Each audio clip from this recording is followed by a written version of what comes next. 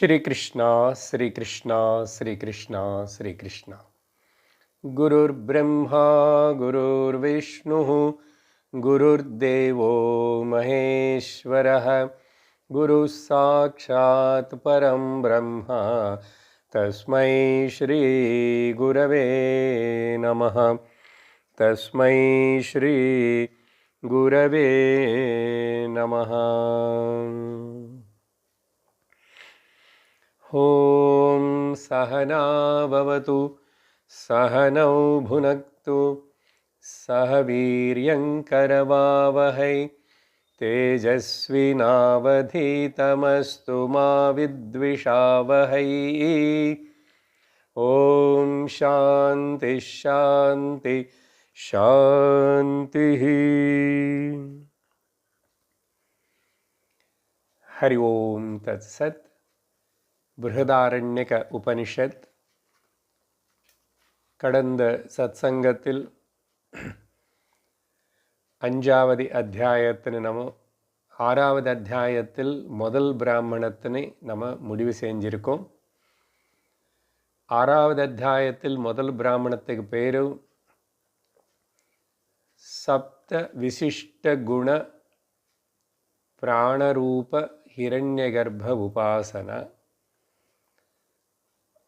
அந்த பிராணத்துக்கு இருக்கிற 7 குணங்கள், எல்லா இந்திரியங்களுக்கு இருக்கிற குணங்களும் பிராணத்துக்கு சேர்ந்ததுதான்னு சொல்லி ஒரு கதை பார்த்தோம். அந்த கதையில் எல்லா இந்திரியமும் பிராணத்துடைய பெருமை ஒத்துக்கிட்டு அதுக்கு இருக்கிற தனிப்பட்ட குணத்தினை பிராணத்துக்கே கொடுத்து இது உனக்கு சேர்ந்ததுதான்னு எல்லாம் சேர்ந்து பாராட்டிட்டாங்க, பிரார்த்தனை பண்ணாங்க. அப்போ பிராணம் கேட்டிருக்கு, பிரார்த்தனை மட்டும் பண்ணால் போகாது, எனக்கு நைவேத்தியம் வைக்கணும், எனக்கு வஸ்திரம் கொடுக்கணும். அப்போது எனக்கு அன்னம் தான் எனக்கு பிராணம், பிராணத்துக்கு பிராணம் அன்னம். அப்புறம் ஜலம் வஸ்திரம் போல் அப்படின்னு நான் சொல்லிட்டு நினச்சி அமிர்தாபிதானமசி அமிர்த உபதரணமசி உபஸ்தரணமசி అని சாப்பிட்றதுக்கு முன்னாடியும் ஆச்சமனம் பண்ணி உபோசனம் பண்ணுறது, சாப்பிட்றதுக்கு பிறகும் ஆச்சமனம் செஞ்சுறது, இது எல்லாமே பிராணத்துக்கு நம்ம கொடுக்குற ஒரு மதிப்பு. உண்மையாக ஜலம் வஸ்திரமாகிறதுன்னு அர்த்தம் உபாசனா பாவத்தில் அப்படி பாவிச்சுக்கணும்னு அர்த்தம். பிராணத்துக்கு மதிப்பு கொடுக்கணும், அதேபோல் அன்னத்துக்கு மதிப்பு கொடுக்கணும். இது எல்லாத்தையும் உபாசன ரூபத்தில் வச்சுருக்காங்க இந்த பிராமணத்தில். அதுக்கு அடுத்ததாக அந்த உபாசனை செய்கிற உபாசகனுக்கு ஏற்படுற பலத்தின்னு கூட நம்ம பேசி முடிச்சிருக்கோம். அவனுக்கு இந்த உபாசனை செய்கிறதுனால எப்படிப்பட்ட ஏதாவது சாப்பிடக்கூடாத ஆகாரம் சாப்பிட்டா கூட அவனுக்கு ஒன்றும் ஆகாது அப்படின்னு சொல்லிட்டு ஒரு கருத்து. அதில் சங்கரர் சொல்கிறாரு அர்த்தம், சாப்பிடக்கூடாதது ஏதாவது சாப்பிடலாம்னு சொன்னால் நிஷித்தமான ஆகாரம் சாப்பிடக்கூடாது. ஆகார நியமம் எப்போவுமே இருக்கும். அப்போ எதுக்கு அப்படி சொல்லப்பட்டதுன்னு சொன்னால் பிராணத்துடைய ஸ்துதிக்காக தான் அதையும் சொல்லப்பட்டது. அது தவிர நம்ம அது லூப் ஹோலாக எடுத்துக்கிட்டு பிராண உபாசனை செஞ்சால் கண்டபடுதெல்லாம் சாப்பிடலாம் அப்படின்னு கிடையாது. அதுக்கு சங்கரர் ஒரு உதாரணம் கூட கொடுத்துட்டு விவரிக்கிறார். என்னன்னா, இப்போ எல்லாம் சாப்பிடலாமன்னு சொன்னால் சில கிருமி கீட்டகம் பதங்கம் நாய் எல்லாம் சாப்பிட்றது பிராணத்துடைய ஆகாரம்தானே சொன்னபடி. அப்போது சில கீட்டகம் கிருமிகள் விஷம்தான் அதுக்கு ஆகாரம் அப்படின்னு சொல்லி இந்த பிராண உபாசகன் விஷம் சாப்பிடுவானா? சாப்பிட முடியாது. அதனால் அந்த கருத்து ஒரு அர்த்தவாதம் மட்டும்தான் அப்படின்னு எடுத்துக்கணும்னு பாஷ்யத்தில் சங்கரருடைய விவரணம். சரி, அதுக்கு அடுத்ததாக இன்னைக்கு நம்ம வந்து 2வது பிராமணம் 6வது அத்தியாயத்தில் கர்ம விபாக பிராமணம் இல்லை பஞ்சாக்னி பிராமணம், பஞ்சாக்னி வித்யா, பஞ்சாக்னி உபாசனா. முதல் மந்திரம் படிக்கிறேன். ஸ்வேதகேதுர்ஹ வா ஆருணேயः பஞ்சாலானாம் பரிஷதம் ஆஜகாம ச ஆஜகாம ஜைவலிம் பிரவாஹணம் பரிசாரயமாணம் தமுதீக்ஷா அப்யுவாத குமாரா இதி ச भो इति प्रतिशुश्रावानुशिष्टो अन्वसी पित्रेति ஓம் இதி ஹோவாச்ச. இந்த பிராமணம் ஒரு கதையோடு ஆரம்பிக்கிறது. இந்த பஞ்சாக்னி வித்யா உபாசனா இதே விஷயம் நமக்கு சாந்தோக்கியோபனிஷத்திலோ 5வது அத்தியாயத்திலோ 3வது செக்ஷன்లో பார்த்தோம். ஆனால் ఇక్కడ బృహదారణ్యకத்திலோ 6வது அத்தியாயத்தில் 2வது கண்டத்தில் வருது. அதனால இது எல்லாம் நமக்கு தெரிஞ்சது, ஆல்மோஸ்ட் அதே தான், கொஞ்சம் வார்த்தைகள் மட்டும்தான் வித்தியாசம் இருக்கும். அதனால நம்ம பிரதி வார்த்தையோட அர்த்தம் பார்க்காம ஜென்ரல் ரன்னிங் மீனிங் மட்டும் பார்த்துக்கிட்டே போகலாம். இதில் முதல்ல வந்து இன்ட்ரடக்டரி ஸ்டோரி. யார் குரு சிஷ்யர்களே இன்ட்ரடியூஸ் பண்ணுறது உபனிஷத்து. ஸ்வேதகேது ஒரு பிராமண பையன், 10லேருந்து 12 வயசு இருக்கலாம். அவன் வந்து பிரவாஹண ஜெய்வலி అని சொல்லப்படுற க்ஷத்ரிய ஒரு ராஜா, அவர் டீச்சராக போகிறார் இந்த ஸ்டோரியில், இந்த பிராமணத்தில். இந்த ஸ்வேதகேது யாரு, ஆருணி இல்லை கௌதமானி 2 பேர் இருக்கிற அந்த பிராமணனுடைய பிள்ளை ஸ்வேதகேது. அப்புறம் பாஞ்சால தேசத்து ராஜா சபைக்கு போகிறா இந்த பையன்.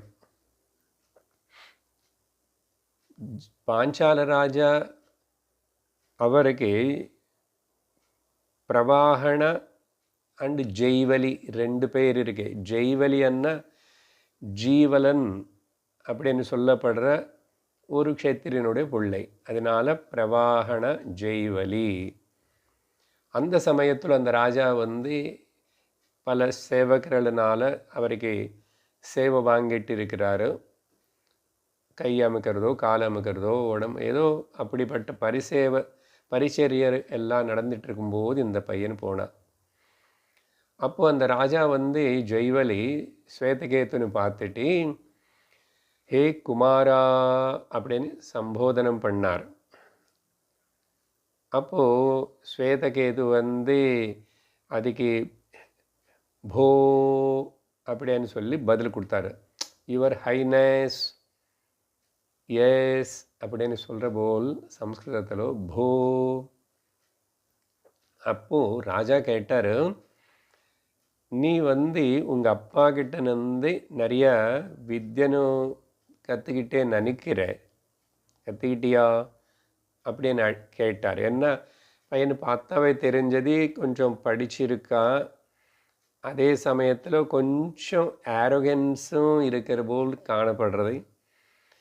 சாந்தோக்கியத்திலோ 6வது அத்தியாயంలో இதே போல் இன்னொரு ஸ்வேதகேது கதை பார்த்தோம். அந்த ஸ்வேதகேது தான் இவன் வேறா అనేది இப்போ நமக்கு சர்ச்சிக்கிற விஷயம் இல்லை. ஆனால் அங்கேயும் அந்த ஸ்வேதகேது ஒரு குரு கிட்ட போயிட்டு வந்ததுக்கப்புறம் அப்பாவுக்கு முன்னாடி கொஞ்சம் அகங்காரத்தோடு நின்றுட்டுருக்கான். அதுக்கப்புறம் நீ பிரம்ம வித்யனை கற்றுக்கிட்டியா அப்படின்னு கேட்டார்.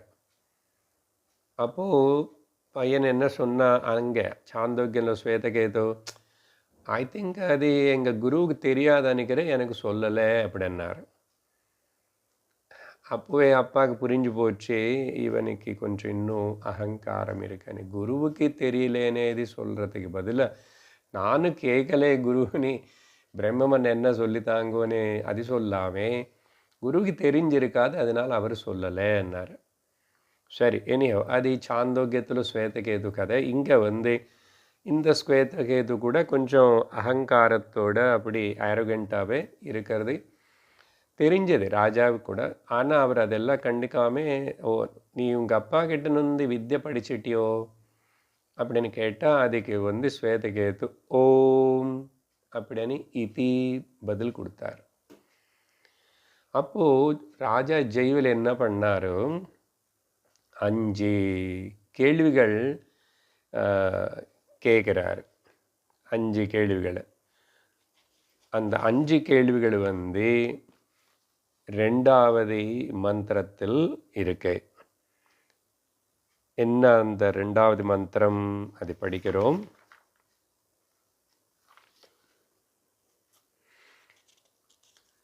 வேத்த யதேமாஹ பிரஜாஹ பிரயத்யோ விப்ரதிபத்யந்த இதி ந இதி ஹோவாச வேத்தோ யதேமம் லோகம் புனராபத்யந்த இதி ந இதி ஹோவாச வேத்தோ யதா அசௌ லோக ஏவம் பஹுபிஹ புனः புனः பிரயத்பிः ந சம்பூர்யதா இதி ந இதி ஹோவாச வேத்தோ யதித்யாமாஹு தியாகும் ஹுதாமாமாபஹ புருஷவாச்சோ பூத்வா சமுத்தாய வதந்தி இதி ந இதி ஹோவாச வேத்தோ தேவயானஸ்ய வா பதः பிரதிபதம் பித்ருயாணஸ்ய வா யத்கிருத்வா தேவயானம் வா பந்தானம் பிரதிபத்யந்தே பித்ருயாணம் வா அபிஹி ந ருஷேஹ வசஹ ஸ்ருதம் த்வே ஸ்ருதி அஸ்ருணவம் பித்ருணாமஹம் தேவயானம் உத மர்த்யானாம் தாப்யாமித விஸ்வம் மேஜத் சமேதி யதந்தரா பிதரம் மாதரம் சேதி நாஹம் அத ஏகம் ச ந வேதேதி ஹோவாச. அதுக்கப்புறம் என்ன ஆயிடுச்சு, சரி இவன் படிச்சிருக்கான், ராஜா எதுக்கோ கேட்டுக்கலாமன்னு சொல்லிட்டு ஒரு 5 கேள்விகள் கேட்குறாரு. ஜெய்வலி பிரவாகண ஜெய்வலி ராஜா அந்த ஸ்வேதகேது பையனுக்கிட்ட.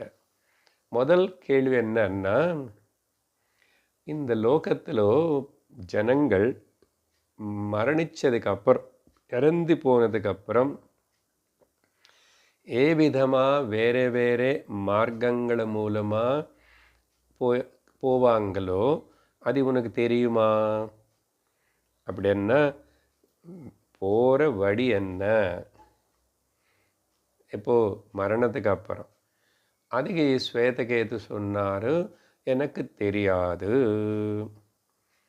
அப்புறம் மறுபடியும் ராஜா கேட்டார், சரி இந்த லோகத்துக்கு திரும்பி வருவாங்களே மறுபடியும், அந்த வழி உனக்கு தெரியுமா, எப்படி இந்த லோகத்துக்கு மரல எந்த மார்க்கத்தில் திரும்பி வராங்க அதை பற்றி உனக்கு தெரியுமா அப்படின்னா, போகிற வழி திரும்பி பிறக்கிறதுக்கு இங்கே வராங்களே அந்த வழி. அது என்ன அதெல்லாம் உனக்கு தெரியுமா ஏதாவது அது பற்றின்னு சொன்னால், ந இதி ஹோவாச்ச, எனக்கு தெரியாது.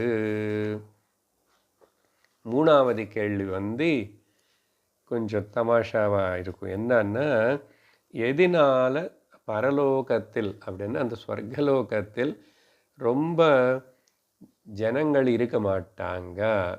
why it is not over populated? அங்கேயே ரஷ் இருக்காது. அங்கேயே ரஷ் இருக்காது. நம்ம வேதாந்த கிளாஸில் போல் மேத்தா கோவில், அப்புறம் cinema hall, hotel, hospital, mall எல்லா இடத்துலும் ரஷ் இருக்கும் இல்லையா? அது ஆனால் சத்சங்கத்தில் ரஷ் அவ்வளோ இருக்காது. அதுபோல் ஸ்வர்க்கத்திலேயே மக்கள் பாப்புலேஷன் ஏற மாட்டேங்குது, அங்கே கம்மியாகவே இருந்துக்கும் எப்பவுமே அப்படின்னு கேட்டார். நாலாவது கேள்வி, இதுதான் முக்கியமான கேள்வி. இதிலோத அந்த பஞ்சாக்னி வித்யா விஷயம் இருக்கும். மிச்சம் கேள்விகள் எல்லாமே கூட செகண்டரி தான், இதுதான் முக்கியம். அப்படி சொல்லும்போது எத்தனை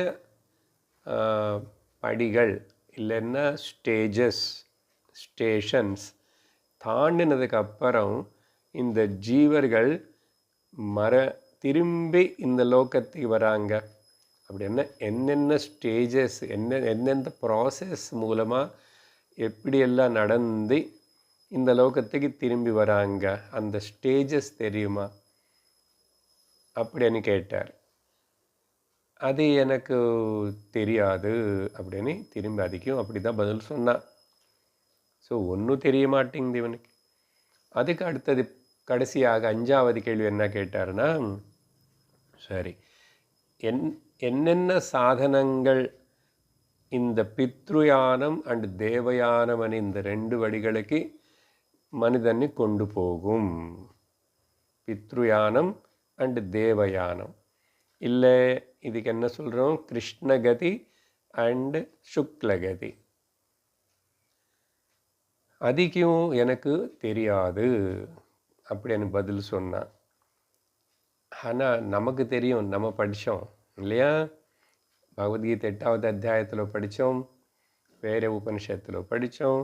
மாதிரி இவனு படித்தான், அவங்க அப்பா கிட்டே படித்தான். இதெல்லாம் ஏன் தெரியலன்றான். என்ன தெரியும் நமக்கு? ரெண்டு மார்க்கங்களுக்கு வித்தியாசம் என்ன? கேவல கர்மா அந்த பித்ருயானம் வடிக்கு கொண்டு போகும் அப்படின்னா கிருஷ்ணகதி. உபாசனா சகித கர்மா லீட்ஸ் த பர்சன், உபாசகன், டு தி தேவயானம் அண்ட் சுக்லகதி. இதுதான் வித்தியாசம். கேவல கர்மா, உபாசன சகித கர்மா. அதுக்கப்புறம் இந்த ரெண்டாவது மந்திரத்திலேயே ஜெய்வலி இன்னும் கொஞ்சம் விவரமாக சொல்லிட்டு அதுக்காக ஒரு ருக்வேத மந்திரத்தினை கோட் பண்ணல. ஆனால் அந்த ருக்வேத மந்திரத்திலும் இப்படி சொல்லப்பட்டதுன்னு சொல்லி அது அர்த்த ரூபமாக அதை பற்றி கொஞ்சம் சொல்கிறாரு. என்ன சொல்கிறாருன்னா, இந்த ரெண்டு மார்க்கங்கள் பித்ருயானம், தேவயானம், இது எல்லாம் நானும் கண்டுபிடிச்சதே கிடையாது. முன்னோர்கள் பூர்வமே ரிஷிகள்னால சொல்லப்பட்ட சில வாக்கியங்கள், இந்த விஷயங்கள் எல்லாம் நாங்கள் கேள்விப்பட்டிருக்கோம் அப்படின்னு சொல்லி அந்த தேவயானம் பித்ருயானம் பற்றி அதையும் சொல்கிறார். சொன்னதுக்கப்புறம் இன்னும் என்ன சொல்கிறாருன்னா, இந்த லோகத்தில் மனிதர்களுக்கு எல்லாருக்கும் இந்த ரெண்டு மார்க்கங்கள் அந்த மனிதர்களுக்கு சர்வ மானவாளிக்கும் சேர்ந்தது இந்த ரெண்டு மார்க்கங்கள் அப்படின்றார். அப்படின்னு அர்த்தமேந்து சர்வ மாணவர்கள் எப்படி பாதி பேர் நாஸ்திகர்களாயிருந்த அவங்களை பற்றி சொல்லலை. வேதம் என்ன எக்ஸ்பெக்ட் பண்ணுறதுன்னா, சகஜமாக வைதிக தர்ம சம்பிரதாயம்ல இந்த நாட்டில் பிறந்த இவன் அட்லீஸ்ட் பெரிய யக்ஞ யாகம் கர்மங்கள் அப்படியெல்லாம் பண்ணலன்னா கூட நித்திய நைமித்திக கர்மங்கள் செஞ்சாலும் பரவாயில்ல, அதனால கூட அவன் பித்ருலோகத்துக்கு போவான், ஸ்வர்கலோகத்துக்கு போவான் அப்படின்னு பாவிச்சு எல்லோருக்கும் சொல்கிறது உபனிஷத். இந்த லோகத்தில் எல்லோருக்குன்னா மனிதர்களுக்கு மட்டும், ஜகத்து விஸ்வம் மொத்தத்துக்கும் அழகாக இந்த 2 மார்க்கங்கள் மனிதர்களுக்கு காமிக்கப்பட்டிருக்கு, இதோட நெரும்பிருக்கு అని அந்த மந்திரத்தில் அந்த அர்த்தத்தோடு அது முடியறதா. அது மட்டும் இல்லை, இன்னொரு விஷயம் சொல்கிறது உபனிஷத்து. இந்த 2 மார்க்கங்களுக்கு தாய் தந்தை யாரோ தெரியுமான்னு சொல்கிறது. தாய் தந்தை என்ன இங்கே அர்த்தம், ஆரம்பம் அண்ட் முடிவு, starting point and ending point. அது சொல்கிறதுக்கு மாதா பித்ரோஹோ అని சொல்கிறது. அப்படின்னா அர்த்தம் இங்கே என்ன எடுத்துக்கணும்னா, இந்த ஸ்டார்டிங் பாயிண்ட் பூமி, அதுக்கப்புறம் மேலே ஸ்வர்க்கம். ஸோ பூமி ஸ்வர்க்கங்கள நடுவில் இருக்கிற இந்த மார்க்கங்கள், இந்த மாதிரி இதெல்லாம் உனக்கு தெரியுமா அப்படின்னு சொன்னால், அவனுக்கு கடைசியாக எனக்கு ஒரு கேள்விக்கும் பதில் தெரியலையே, அவங்க கேள்வியே எனக்கு புரிய மாட்டேங்குதே அப்படின்னு சொல்லி அவனை கொஞ்சம் வருத்தத்தோட வெக்கத்தோடையே எனக்கு ஒரு கேள்விக்கும் பதில் தெரியல. ஏகஞ்சன வேத இதி ஹோவாச்ச நாகம் அத. இந்த 5ல் ஒரு கேள்வி கூட எனக்கு பதில் தெரியல. சரி, அப்போது என்ன ஆயிடுச்சு, ஜெய்வலி ராஜா பிரவாகண ஜெய்வலி சொல்கிறாரு 3வது மந்திரம்.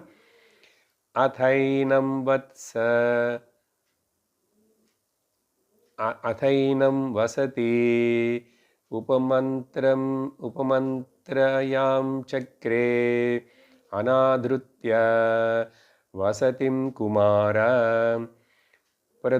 பிரதுர்த்ராவச ஆஜகாம பிதரம் தம் ஹோவாச்ச இதி வாவ கில நோ பவான் புரா அனுசிஷ்டானவோச்ச இதி கதகம் சுமேத இதி பஞ்சமா பிரஷ்னான் ராஜன்யபந்துः அப்ரக்ஷீத் ததோ ந ஏகஞ்சன வேத இதி கதமேத இதிஹ பிரதீகான்யூதாஜஹார. அதுக்கப்புறம் என்ன ஆயிடுச்சு, பிரவாகண ஜெய்வலி ராஜா ஸ்வேதகேது கிட்ட சரி பரவாயில்ல, தெரியலன்னா ஒன்றும் இல்லை, சும்மா கேட்ட, நீ இங்கே எனக்கு அதிதியாக என்னை ராஜ சபை எனக்கிட்ட வந்த நீ பிராமணன் பையன், அதனால் நீ வேண்டியதெல்லாம் சாப்பிட்டுட்டு இங்கே தங்கிக்கோ, நிவாசம் செய்யும்னு சொல்லி கேட்டார். ஆனால் ஸ்வேதகேதுக்கு கொஞ்சம் ஹியூமிலிட்டி ஏற்பட்டுச்சு. அவன் கொஞ்சம் ஃபீல் பண்ணுறான். அதனால ஹியூமிலிட்டி இல்லை, அவனுக்கு கொஞ்சம் கோபமே வந்துச்சு. கோபம் வந்துட்டு வேகமாக என்ன பண்ண, கோபம் பிரதுர்த்ராவ அப்படின்னா அந்த பையனை கோபத்தோட ஹியூமிலியேட்டை செய்யப்பட்டான் ராஜானால். ராஜா ஒன்றும் இவனை கிஞ்சப்படுத்துறதுக்கோ இன்சல்ட் பண்ணுறதுக்கோ கேட்கல, இவனுக்கு தெரியாதனால he felt so bad. அதனால வேகமாக கோபத்தோட ஓடிக்கிட்டே அப்பா கிட்ட வந்தார். அப்பா கிட்ட கோபத்தோடு தான் அப்பா கிட்ட கூட கேட்குறாரு, நீங்கள் எனக்கு எல்லா வித்தியைகளும் சொல்லியாச்சு, உன்னோட படிப்பு முடிஞ்சது அப்படின்னு நீங்கள் சொல்லிட்டீங்களே. ஆனால் பாருங்கோ, அங்கே ராஜா கதம் சுமேத கோபமாக இருக்கான்ல, நீங்கள் எல்லாமே தெரியும்னு நீங்கள் சொல்லி அனுப்பிச்சிட்டிங்க. ஆனால் அங்கே போனால் எனக்கு ஒரு கேள்விக்கு பதில் சொல்ல தெரியல அப்படின்னு சொல்லிட்டு கொஞ்சம் துக்கத்தோட கோபத்தோட பேசிட்டா ராஜா கேட்டார், கதம் சுமேதா, ஏன் துக்கப்படுறே, எதுக்கு அப்படி அப்செட் ஆகிட்டே அப்படின்னு சொல்லிட்டு, நீ நல்ல பையன் தானே, சுமேதான்னா நல்ல பையன், நல்ல கான்சன்ட்ரேஷன் நல்லா இருக்கிற பையன் அப்படின்னு சொல்லிட்டு கொஞ்சம் பாராட்டிட்டு, எதுக்கு அப்செட் ஆகிட்டே அப்படின்னு கேட்குறாரு அப்பா. ஸ்வேதகேது என்ன சொன்னார் அதுக்கு, ஆமாம், அங்கே நான் அந்த ஜெய்வலி பிரவாகன ஜெய்வலி ராஜா கிட்ட போனேன். அந்த ராஜ பந்து பாருங்க, ராஜன்ய பந்து, ராஜா இல்லை, ராஜா போல் ஆக்ஷன் பண்ணிட்டு ராஜா சிம்மாசனத்தில் இருக்கிற போல் அவனும் என்ன 5 கேள்விகள் கேட்டான். இந்த ராஜன்ய பந்து, பிராமண பந்து அనే வார்த்தை எப்போ உபயோகப்படுத்துகிறோம், யார் ஒருத்தன் பிராமணனா குலப்பிராமணனா பிறந்து கூட பிராமண குணங்கள் அவனுக்குள்ள இல்லவே இல்லைன்னா அவனை பிராமண பந்து அப்படின்னு பாகவதத்தில் அஸ்வத்தாமனை அங்கே சொல்லுவாங்களே, பிராமண பந்து. அவனு அதனால் இவன் பிராமணனை கூப்பிட முடியாது, ஆனால் பிராமணனாக பிறந்தான். அதே போல் இங்கே ராஜபந்து, ராஜன்ய பந்து அப்படின்னு கொஞ்சம் இன்சல்ட் பண்ணுற போலே, கிண்டல் பண்ணுறது போல் பையனை ஸ்வேதகேது சொல்கிறார் அப்பா கிட்ட. 5 கேள்விகள் கேட்டான், எனக்கு ஒன்றுக்கு பதில் தெரியல, அசல் கேள்விகளே புரியல எனக்கு. நான் ரொம்ப வெக்கப்பட்டு ஐ ஆம் ஹியூமிலியேட்டட், அதனால் நான் உடனே இங்கே வந்துட்டேன் அப்படின்னு சொல்லிட்டு சொல்கிறார். சொன்னதுக்கப்புறம் ஆருணி கௌதமா இவர் என்ன சொல்கிறாரு, என்ன அந்த 5 பிரச்சனைகள் அப்படின்னு கேட்டால் ஸ்வேதகேது அது எல்லாத்தையும் அப்பா கிட்ட சொல்லிட்டார், ரிப்பீட் பண்ணி அதெல்லாம் சொல்லிட்டார் கேள்விகள். அதுக்கு அடுத்ததாக அப்புறம் என்ன ஆயிடுச்சு, 4வது மந்திரம் படிக்கிறேன். சஹோவாச ததா நஸ்த்வம் தாத ஜானீத யதா யதஹம் கிஞ்ச வேத சர்வமஹம் தத்துப்யம் தத்துப்யமவோச்சம்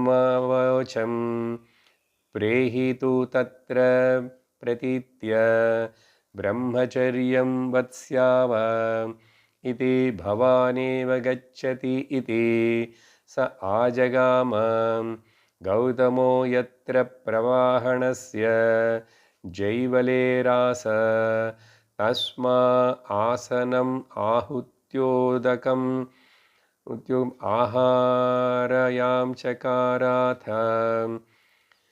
அஸ்மா அர்க்யம் சகார தகும் ஹோவாச்ச வரம் பகவதே கௌதமாய தத்ம இதி.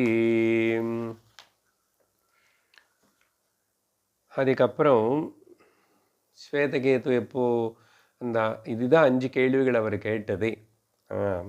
எனக்கு ரொம்ப கோபமாக வந்துச்சு. I got irritated. எனக்கு ஒன்றுக்கு பதில் தெரியல. 4வது மந்திரத்தில் என்ன சொல்கிறாருன்னா, அப்பா ஆருணி சொல்கிறாரு, ஓ குமாரா, எனக்கு தெரிஞ்சது முழுசாக ஏதோ அதெல்லாமே உனக்கு சொல்லி கொடுத்தேன். அதனால் நீ என்ன தப்பாக புரிஞ்சிக்காதே, கோச்சிக்காத என்ன மேலே, அப்படி தப்பாக புரிஞ்சிக்கக்கூடாது.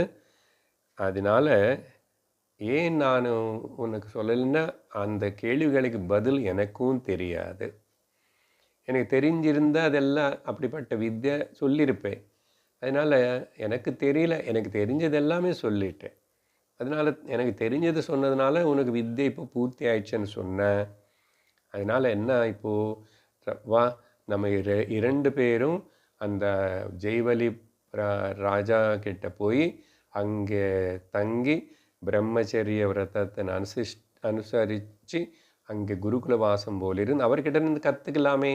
தெரியாததே எங்கே போய் கற்றுக்கலாமே. பார்த்தீங்களா, இவருக்கு எப்படிப்பட்ட ஒரு நல்ல அந்த சாத்விகம் ஹியூமிலிட்டி இருக்கே பார்த்தீங்களா. அதுதான் வேணும். பிராமணனானா கூட ராஜா கிட்ட போய் படிச்சுக்கலாம் தெரிஞ்சுக்கலாம்ன்றார். பொதுவாக சம்பிரதாயத்தில் பிராமணன்தான் குருவாக இருப்பார். ராஜா க்ஷத்திரிய வைஷ்ய சூத்ரர்கள், க்ஷத்திரிய வைஷ்ய சிஷ்யர்களாக இருப்பாங்க. அதனால் பிராமணனுக்கு மட்டும்தான் சொல்லி கொடுக்குற படிக்கலாம் வேதம் யக்ஞம் அப்புறம் எல்லாருக்கும் சொல்லித்தரலாம். ஆனால் ராஜா க்ஷத்திரிய வைஷ்யர்கள் படிக்கலாம், ஆனால் யாருக்கும் சொல்லித்தரக்கூடாது. அப்படி சாஸ்திரம் ஒரு விதி வச்சிருந்தது. அதனால ஆனால் கூட இவர் அந்த பாவனை கர்வப்படாமல் பிராமணன்னு சொல்லி போகலாம் வான்னா. ஸ்வேதகேது என்ன சொல்கிறான், நான் வரல, நீங்கள் மட்டும் போங்கோ அப்படின்னு சொல்லிட்டு சொன்னார். சரி பரவாயில்ல, நான் போய் கற்றுக்கிட்டு பையனு சொல்லி தரலாமே அப்படின்னு சொல்லிட்டு கௌதம் ஆருணி அந்த பிரவாகண ஜெயவலி ராஜா கிட்ட போனார். அங்கே சொல்கிறார், ஹே ராஜா. போனார். ராஜா அந்த பிராமணனும் அதிதி போல் தானே, அதனால் கௌரவம் மரியாதை செலுத்தணும். முதல் ஆதித்யம் அந்த சத்காரம் பண்ணதுக்கு ஆச்சமனம், முதல் காலு கடுக்கிறதுக்கு பாத்தியம் கொடுத்துட்டு அப்புறம் ஆசனம் கொடுத்துட்டு அதுக்கப்புறம் ஆச்சமனம் ஆச்சமனம் கொடுத்துட்டு சாப்பாட்டு ஆகாரம் கொடுத்துட்டு அதுக்கப்புறம் அர்க்கியமும் கொடுத்தாரு. இந்த மாதிரி ஆச்சமன அர்க்கிய ஆசனம்னு எல்லாம் சமர்ப்பணம் செஞ்சுட்டு மரியாதையை அப்போது கேட்டார். ஏன்னா பிராமணர்கள் பொதுவாக ராஜா கிட்ட வந்தாங்கன்னா ஒரே ஒரு முக்கியமான காரணம் இருக்கும், அவங்களுக்கு ஏதோ தேவைப்படுறது, அது வாங்கிட்டு போகிறதுக்கு வராது. ஏன்னா பூர்வ காலம் அந்த பிராமணன்னு சொன்னால் ஒரு மவுத் டு ஸ்டமக் அந்த அளவுக்கு தான் வச்சுக்கணும் தவிர நிறைய பணமோ எதுவுமே கூட சேர்த்து வச்சுக்கூடாது, எக்யூமுலேட் பண்ணக்கூடாது. நான் பொசெஸிங் అనేది ரொம்ப அபரிக்கிரகம் అనేది ரொம்ப ஸ்ட்ரிக்டாக ஃபாலோ பண்ணுவாங்க. எதனாலன்னா ஒரு வாட்டி மனசு வாட்டி மீது எல்லாத்து மேலே ஜாஸ்தியாக அது வேணும் இது வேணும்னு போயிடுச்சுன்னா வித்யை போயிடும். அதனால் அவங்க வேணுமனே செல்ஃப் இம்போஸ்டு பாவர்ட்டி, பிராமணர்கள் வேணுமனே ஏழத்தனத்தில் இருக்கிறது விரும்பிட்டாங்க. ஒரே ஒரு காரணம், வித்யை மேலே அவங்களுக்கு அந்த பற்று இருக்கிறதுக்காக தான். அப்போது எப்பாவது ஏதாவது எக்ஸ்ட்ரா செலவு, ஏதாவது கஷ்டம் ப்ராப்ளம் வந்தால் தேவைப்பட்டால் அவங்கள ராஜா கிட்ட போவாங்க. ஸோ ராஜாக்கள் பேங்க் போல், அதனால் அவங்களுக்கு தெரியும் அப்படி இருந்தது அந்த காலம். ராஜாக்கள் கண்டிப்பாக அவங்கள முதல்ல உங்களுக்கு என்ன வேணுமோ அந்த வரத்தினே கேட்டுக்குங்கோ, நான் கொடுத்துட்றேன் அப்படின்னு இவர் வாக்கு கொடுத்தாரு முதல்லையே.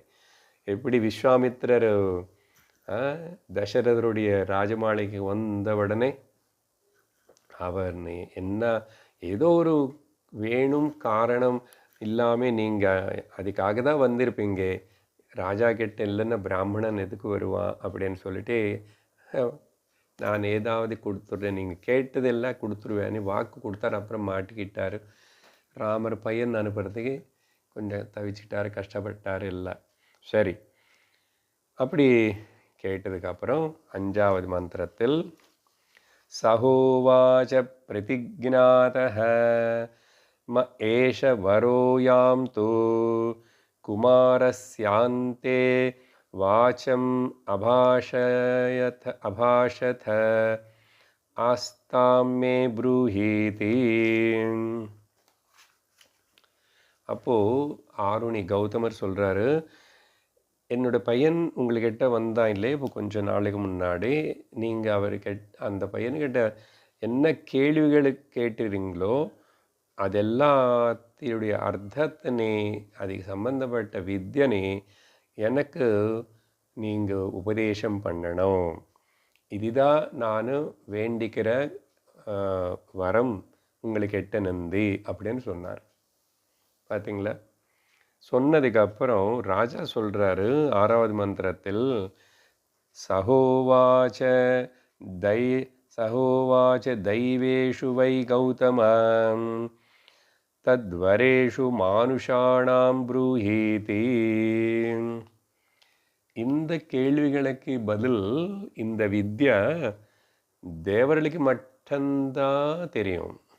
தேவர்களுக்கு மட்டும்தான், அவங்களுக்கிட்ட மட்டும்தான் இருக்கேன்.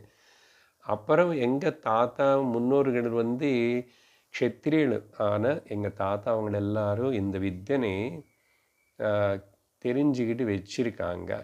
அதனால் இது தேவதர்களுக்கு சேர்ந்ததுனால இது நீங்கள் கேட்க வேண்டாம். தயவு செஞ்சு மனுஷலோகத்திலும் மன்னர்களுக்கு என்ன வேணுமோ அதுக்கு தகுந்த ரீதியிலும் நீங்கள் ஏதாவது கேளுங்கோ அப்படின்னு சொல்கிறார் ராஜா. சரியா? அப்போது அப்படின்னா இந்த பர்டிகுலர் பஞ்சாக்னி வித்யா அந்த காலத்தில் இந்த உபனிஷத்து சொல்கிறதுக்கு முன்னாடி அது பிராமணர்களுக்கு தெரியாது. பிராமணர்களுக்கு தெரியாது. அது எப்படியோ அந்த வித்யை மட்டும் அது அப்படி க்ஷத்திரியர்கிட்டே இருக்கு. ஆனால் க்ஷத்திரியனோ பிராமணனுக்கு டீச் பண்ணக்கூடாது. அதனால் அது அப்படியே இருக்கு. அவங்களுக்கே தெரியறது தவிர பிராமணனுக்கு தெரியாது. பிராமணர்களுக்கு இந்த பித்ருயானம், அப்புறம் தேவயானம், சுக்ல கிருஷ்ண கதிகள் இருக்கு, அதுக்கு போவாங்கன்னு தெரியும் தவிர அதுக்கு சம்பந்தப்பட்ட இந்த உபாசனா பத்ததி அந்த பிராமணர்களுக்கு தெரியாது. அதனால தான் அப்போது என்ன ஆச்சு, ராஜா இப்படி சொன்ன உடனே நீங்கள் மனிதர்களுக்கு கேட்குற இந்த லோகத்துக்கு சேர்ந்த சில விஷயங்கள் கேட்கணும். இது தேவதர்களுக்கு சேர்ந்தது இந்த வித்யா அப்படின்னு சொல்கிறார். அதுக்கப்புறம் 7வது மந்திரத்தில் சகோவாச்ச தேவேஷு சகோவாச்ச விக்னாயதே அஸ்தி ஹிரண்யஸ்ய பாத்தம் கோ அஸ்வானம் தாசீனாம் பிரவாராணாம் பரிதானஸ்ய மானோ பவான் பஹோரனந்தஸ்ய பரியந்தஸ்ய அப்யவதான்யோ பூதிதி சவை கௌதம தீர்த்தே நேச்சாச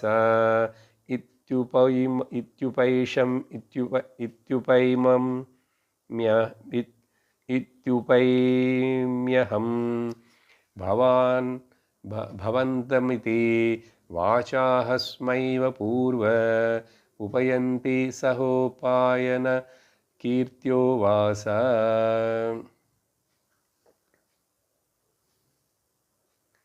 அதுக்கப்புறம் என்னாச்சு, அப்போது அந்த பிராமண கௌதம ஆருணி சொல்கிறார் ராஜா கிட்ட, தங்கம், பசுமாடுகள், குதிரைகள், யானைகள் இல்லை, தாசி ஜனங்கள், பரிவாரங்கள், வஸ்திரங்கள், இதெல்லாமே எனக்கு சம்ருத்தியாக இருக்குது. அதெல்லாம் என்கிட்ட சம்ருத்தியாக இருக்குன்னு அது உங்களுக்கு தெரியும். அதனால் இப்போ நான் அது கேட்க போகிறதில்லை. அதனால் நீங்கள் அமிதமான அன்லிமிட்டடான சம்பதத்தை தானம் செய்கிற சக்தி இருக்கிற ராஜா நீ. அதனால் இந்த விஷயத்தில் நீங்கள் இந்த கொடுத்த வாக்குனே விட்டுடக்கூடாது. தாத்தா இல்லை, இந்த விஷயத்தில் அப்படிப்பட்ட பேர் வாங்கக்கூடாது. ஓகே, அப்படின்னு சொல்லிட்டு இன்டைரக்டாக இந்த விஷயத்தில் நீங்கள் அதாத்த அப்படின்னு ஆகக்கூடாது அப்படின்னு சொல்லி ராஜா கிட்ட கேட்டார். ராஜா சொன்னார், அப்படியான நீங்கள் யோக்கியமான விதிபூர்வகமாக விதிபூர்வகமாக இந்த ஞானத்தினை நீங்கள் வேணுமனே கேட்டுக்குங்கோ. அது என்ன? யோக்கியமான விதிபூர்வகம் விதித்வாரா அப்படின்னு சொன்னால் என்ன, எதுக்கு இப்படி சொல்கிறாருன்னா, வித்யனு போதிக்கணுமன்னா வித்யனு வாங்குறவனு முதல் நான் உங்களுடைய சிஷ்யன் அப்படின்னு சொல்லி அவருக்கு வணங்கி அவருக்கு கீழே முன்னாடி உட்கார்ந்து தான் வித்யனு வாங்கிக்கணும். பார்த்தீங்களா? வேறு பொருள் அதெல்லாமே அப்படி கையில் வாங்கிட்டு போகலாம். ஆனால் வித்யா போதனை అనేది வரும்போதோ, அந்த குரு சிஷ்ய ரிலேஷன்ஷிப் வரும்போதோ, நீங்கள் மாதிரி அப்படி சிஷ்யஸ்தானத்தினை ஸ்வீகரித்து முறைப்படி அப்படி செஞ்சால் நான் உங்களுக்கு உபதேசம் பண்ணுறேன் அப்படின்றாரு ராஜா. அப்போ கௌதமர் என்ன சொல்கிறார்? அப்பன்னா நான் உங்களை உபசதனம் பண்ணிட்டுருக்கே. அப்படி உபசாதனம்னா நானும் உங்களுக்கு சிஷ்யனாக இருக்க விரும்புகிறேன், நீங்கள் எனக்கு போதனை பண்ணுங்கோ. அப்படின்னா நான் சிஷ்ய பாவத்தோடு உங்களுக்கிட்ட சமீபிச்சுட்டு நெருங்கி வந்துட்டேன் அப்படின்னு. இப்போ இங்கே ஒரு விஷயம் இருக்கு முக்கியமானது. என்னன்னா சொன்னால் இல்லையா, பூர்வம் அந்த காலத்து பிராமணர்கள் க்ஷத்ரியர்களுக்கு சப்போஸ் ஏதாவது சாஸ்திரமே எக்ஸாம்ஷன் கொடுத்துருக்கு. சப்போஸ் பிராமணன் க்ஷத்ரியர்கிட்ட போய் ஏதாவது படித்து தெரிஞ்சுக்க வேண்டிய அவசியம் வந்தால் அப்போது என்ன பண்ணணும்னா அவங்க முறைப்படி ரிச்சுவல்ஸ் எல்லாம் பண்ணி அந்த விதமாக சாஷ்டாங்க நமஸ்காரம் பண்ணி அப்புறம் அப்படியெல்லாம் சிஷ்யனாக இருக்க வேண்டியதில்லை.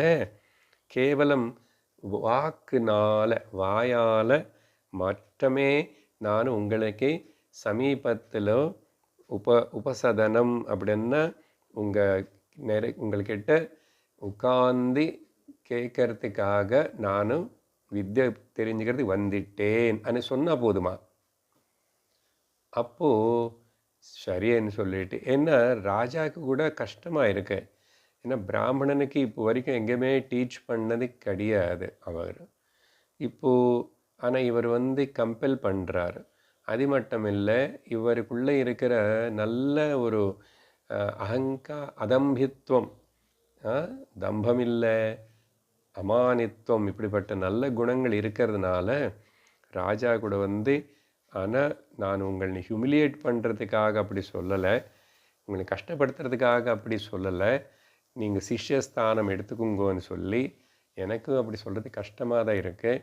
ஆனால் உங்களை போல் உங்களுக்கு நான் இந்த வித்யை எப்படி சொல்லாமல் இருப்பே அப்படின்னு 8வது மந்திரத்தில் சொல்லுவார்.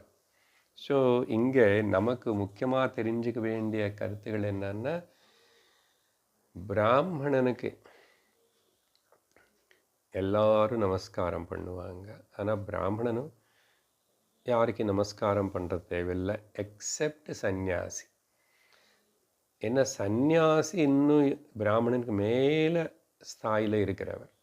ஸோ சந்நியாசிக்கு எல்லாரும் நமஸ்காரம் பண்ணலாம், சந்நியாசி யாருக்கு நமஸ்காரம் பண்ண வேண்டியதில்லை.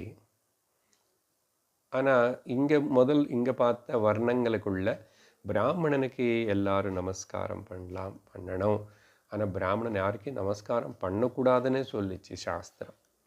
ஏன் அப்படி பண்ணக்கூடாதுன்னு சொன்னால் அவங்களுக்கு அப்போது நிறைய தம்பம் வருமே, கர்வம் வருமே, நாசனம் ஆயிடுவான். சில இடத்துல இப்போ பார்ப்போம். ஏன்னா ஆனால் பிராமணன் சந்நியாசிக்கு நமஸ்காரம் பண்ணணும். ஆனால் இப்போ நீங்கள் பார்த்தீங்கன்னா அவர் சந்நியாசி ஆனாலும் சுவாமியாரானா கூட நிறைய பிராமணர்கள் நமஸ்கரிக்கிறதுக்கு விரும்ப மாட்டான், ஏந்திரிச்சு கூட நிற்க மாட்டாங்க. ஏன்னா நிறைய கோவில்களுக்கு சுவாமிஜி கூட நான் எத்தனை இடத்துல போயிருக்கேன். ஏன்னா அவங்க என்ன நினச்சிக்கிறாங்க, ஒருவேளை அப்படி பண்ணணும்னா இவங்க வந்து பூர்வாசிரமத்தில் இவர் யார், பூர்வாசிரமத்தில் இவர் எந்த இவர் பிராமணரா, அப்படி வந்து அந்த நல்ல பரம்பரையிலன்னா ஆதிசங்கர பரம்பரையில் வந்தனும். அது மட்டும் இல்லை, இவர் பிராமணனாக இருந்திருக்கணும். அப்படி இருக்காரான்னு பூர்வாசிரமம் விவரங்கள் எல்லாம் தெரிஞ்சுக்கிட்ட அப்போ பண்ணுவான் கொஞ்சம் பேர். இல்லைன்னா இப்போது உதாரணத்துக்கு இங்கே இப்போ இருக்கிற நிறைய மட்டங்களுக்குள்ள நிறைய பிராமணாவில் போவாங்க. எல்லாரும் அந்தந்த மட்டாதிபதிகள் மேலே ரொம்ப பக்தி விஸ்வாசம் எல்லாம் இருக்குது, மடி ஆச்சாரம் எல்லாம் இருக்குது, அனுஷ்டானம். ஆனால் அவங்கள வந்து வேறு இன்னொரு இடத்துக்கு எங்காவது வந்தானோ, வேறு யாராவது சுவாமிகள் வந்தானோ அவங்களுக்கு நமஸ்காரம் பண்ண மாட்டாங்க. ஏதோ இப்படி அந்த ரிஜிடிட்டி கிடையாது.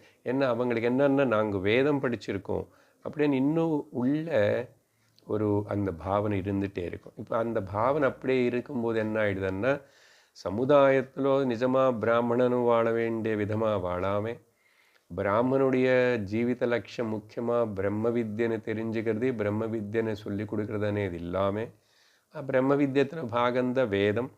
ஆனால் வேதம் வயிற்று படுப்புக்காக பேரு புகழுக்காக அப்படி பண்ணாமல் ரொம்ப தியாக புத்தியோட ரொம்ப சிம்பிள் லிவிங் ஹை திங்கிங்கோட இருந்து பண்ணனவனேது நிறைய பேருக்கு இருக்க மாட்டேங்குது. இருக்காங்க இப்போ கூட நிறைய பேர் அங்கங்கே இருப்பாங்க. பட் கம்பேரிட்டிவ்லி ஜெனரலாக பார்க்கும்போது மெஜாரிட்டி அப்படி இருக்காங்க. ஸோ இதெல்லாம் நமக்கு சைடு பாயிண்ட்ஸ் இங்கே இந்த கதை ரூபத்தில் சொல்கிற இந்த க்ஷத்ரியனு பிராமணனுக்கு டீச் பண்ணுறதுனேது. அதுக்கப்புறம் இன்னொன்று பாருங்கள், இந்த ஆருணி கௌதமர்கிட்ட நல்ல குணம், அவர் எந்த ஒரு அகங்காரம் ஃபீல் பண்ணல. நான் என்ன அந்த ராஜா க்ஷத்திரியன்கிட்ட போய் கற்றுக்கிறது అనేది இல்லை. அதனால் அவசரமாகும்போது பிராமணர்கள் தெரியாதது க்ஷத்திரிகளுக்கிட்டையோ வேறே போய் கற்றுக்கினது. சாந்தோக்கியத்தில் வேறே கதை கூட பார்த்தோம். அந்த ஒரு மாட்டு வண்டி கீழே உட்கார்ந்துருக்கார் ஒரு செருப்பு தைக்கிற போலவனா ஒரு ஏழை வியாதியோடு அப்படி இருக்கிற ஒரு ஞானிக்கிட்ட போனார் இல்லை படிச்சுக்கிறதுக்கு. அதனால அப்போ ராஜா சப்போஸ் அந்த ஸ்டோரியில் ஞாபகம் இல்லை, ராஜாவா பிராமணனா யார் போனாலும் அப்படிப்பட்ட அங்கே போகணுமா அவர்கிட்ட போகணுமா அநேது வர. அதனால வித்யை எங்கே இருந்தாலும் போய் வாங்கிக்கோ. அதான் யோக வாசிஷ்டத்தில் ஜனகர்கிட்ட சொல்கிறாரு ராமர்கிட்ட வசிஷ்டர், ராமா அந்த ஊர் எப்படி இருந்தாலும் அது ஒரு ஸ்லம் ஏரியாவாக இருந்தாலும் அந்த மனுஷனு ஒரு சண்டாளனாவாக இருந்தான்னு பார்க்கறதுக்கு, ஆனால் அவர் ஞானியாக இருந்தால் நீ அவர்கிட்ட போய் வாங்கிக்கோ. அதுக்கப்புறம் என்ன சொன்னார், எங்கள் ஊரில் சத்சங்கம் எந்த இடத்துல சத்சங்கம் கிடைக்க மாட்டேங்குதோ அது எவ்வளோ பெரிய ஊர் சிட்டி எப்படியா இருந்தால் கூட அங்கே போய் தங்காது. எங்கே மகாத்மல் இருப்பாங்களோ, எங்கே சத்சங்கம் நடக்கிறதோ, எங்கே சத்சங்கம் ஒன்று கிடைக்கிறதோ அப்படி நேராக அந்த மாதிரி இடத்துல இருந்துக்குவானே யோக வாசிஷ்டத்தில் ராமர்கிட்ட சொல்கிறார். ஸோ அதனால் இதெல்லாம் சிலதெல்லாம் கான்ட்ரடிக்டரியாக அப்படியெல்லாம் இருக்கும். மொத்தத்தில் ஞானம் நமக்கு முக்கியம். ஞானம் அது எங்கேருந்து வாங்கிட்டா என்ன, யார் கொடுத்தா என்ன. அதனால தான் புராணங்களுக்குள்ள நிறைய கதைகளுக்குள்ள நிறைய பேர் யார்கிட்ட நின்று வாங்கிட்டாங்க ஞானம். பட் இது வந்து ட்ரெடிஷ்னலாக சொல்லும் போது சாஸ்திரமே இந்த விதிகளை கூட விதித்தது. பிராமணன் வந்து எப்பவுமே டீச்சராக தான் இருப்பார். அப்போ அவர் கற்றுக்கணும்னா இன்னொரு பிராமண குரு ரிஷி, அதனால தான் அப்பாவே டீச்சர் குருவாக இருப்பா பரம்பரையில். இல்லை வேறு ருஷிகள் வந்தாங்க அப்புறம். இந்த மாதிரி இங்கே இந்த கதையில் கொஞ்சம் வித்தியாசமாக இப்படி இருக்குது. இதே தான் அங்கே சாந்தோக்கியத்துலையும் பார்த்தோம். இப்போது 8வது மந்திரத்தில் என்ன சொல்கிறாருன்னு அது மட்டும் பார்ப்போம் இன்னைக்கு. இப்போ ராஜா சொல்லணும், நான் மேல ஸ்லோகத்தில் உபயந்தி ச உபாயன அப்படின்னு அவர் சொன்னார். ஹோபாயன கீர்த்தியோவாச அப்படின்னு வாயால் சொல்லி நானும் உங்களுக்கு கேட்டேன். அவர் அஷ்டாங்க நமஸ்காரம் அதெல்லாம் முறைப்படி சமித்பாணி ஸ்ரோத்ரியம் பிரம்மனிஷ்டம் அதெல்லாம் பண்ணல. பட் இந்த ஒரு வார்த்தை மட்டும் சொல்லி என்னன்னா, எப்போ அந்த நான் சிஷ்யன்னு உங்கள்கிட்ட இருந்து கற்றுக்கிறேன்னு அந்த ஒரு உள்ள ஒரு அந்த பணிவு அது இல்லைன்னா வித்யை கிடைக்காது. வித்யை ஏறாது, கேட்டால் கூட ஏறாது. இது புரிஞ்சுக்கணும். எதுக்கு நிறைய வாட்டி டீச்சர் குரு நமஸ்காரம் பண்ணுன்னு சொல்ல வேண்டியிருக்கு. எதுக்கு அப்படி சொல்கிறாரு? என்ன அவருக்கு ப்ரிஸ்டேஜ் ஃபீலிங்காக இல்லை, அவருக்கு ஒன்றும் ஆக போல. அப்படி சொல்லி கொடுத்து தெரிவித்து அவனுக்கிட்ட நமஸ்காரம் பண்ண வச்சு வித்யை போதிக்கணும். ஏன்னா குருவுக்கு ப்ராப்ளம் இல்லாது அது முறை நீ அப்படி ஒரு சிஷ்ய பாவத்தோட அனகங்காரத்தோட அதம்பித்வத்தோட நீ கேட்டு உட்கார்ந்து கேட்கலன்னா வித்யை உனக்கு கிடைக்காது. That is the point. அப்போது பெனிஃபிஷியர் யார்? சிஷ்யன். அதனால்தான் நமக்கு அது புரியறதுக்கே செய்யறதுக்கே பல வருஷங்கள் ஆகிறது. என்ன அகங்காரம் ஸ்ட்ராங்காக இருக்கு, இன்டலெக்சுவல் கொலஸ்ட்ரால் இருக்கும். அதனால தான் இன்டலெக்சுவல் ஸ்பாண்டிலோசிஸ், குனிய மாட்டோம், வணங்க மாட்டோம், சரண்டர் ஆக மாட்டோம். ஸோ வித்யக்காக அது பண்ணி தான் ஆகணும். இது சாஸ்திரமான சம்பிரதாயத்தினுடைய விதி. அது சத்தியம் கூட, விதின்னு மட்டும் இல்லை, இட் இஸ் ட்ரூ. இப்போது ராஜா சொல்கிறாரு, எப்படி உன்னுடைய தாத்தாமார்கள் எங்கள் தாத்தாமார்கள்னு எந்த ஒரு தப்பு அவங்களுக்குள்ள குற்றம் பார்க்காமே அப்படியே நீ கூட எங்கள் இடத்தில் என்ன மேலே ஒரு குற்றம் ஒரு தப்பும் நீ பார்க்கக்கூடாது அப்படின்னா, இது முன்னாடி ட்ரெடிஷன் அப்படி தான் இருந்துச்சு, பிராமணர்களுக்கு தெரியும்.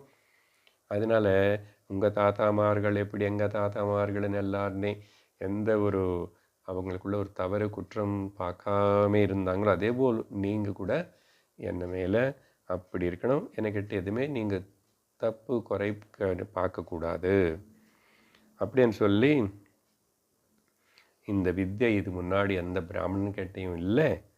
ஆனால் உங்களுக்காக நான் இந்த வித்தியத்தனே இப்போது சொல்ல முடியும். ஏன்னா உன்னை போல் பேசுகிற, உன்னை போல் இப்படியோட அட்மோஸ்ட் ஹியூமிலிட்டி இவ்வளோ பணியோடு இருக்கிற அந்த மாதிரி இருக்கிற நீ பேசுகிற பேச்சு அவ்வளோ அழகாக அப்படி இருக்கு. அப்படிப்பட்ட ஒரு குணம், அப்படிப்பட்ட ஒரு பேச்சு இருக்கிற உங்களுக்கிட்ட நானும் எப்படி சொல்லாமே நிராகரிக்க முடியும் இந்த வித்யா? பாருங்க, ராஜா கூட சரி எனக்கிட்ட இருக்க நீங்கள் வந்தீங்களே அப்படி இப்படின்னு. யாரும் வித்யா இருக்கிறவங்களை எப்பவுமே கர்வப்பட மாட்டேன். வித்யா வினயேன சோபதை அன்னார். வித்யுடைய லட்சணம், வித்யா சரியான வித்யா சரியான விதத்தில் அவனுக்கிட்ட இருக்குன்னா நிறைய அவனுக்கு தெரிய அவன் நிறைய அவ்வளவுக்கு வினயமாக இருப்பான், அவ்வளவு வினயமாக இருப்பான். அதனால் அது பார்க்கணும்.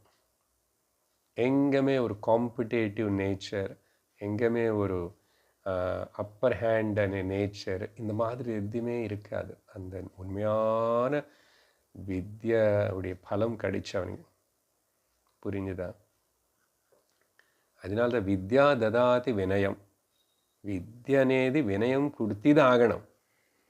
அது சரியான வித்தியாக இருந்தால், சொல்ல வேண்டிய விதத்தில் சொல்லி கொடுத்தா. ஆனால் இந்த காலத்தில் படிக்கிறாங்க எல்லாரும், எவ்வளோ படிக்கிறாங்க, நிறைய படிக்கிறாங்க, ஆனால் வினயம் வருதா?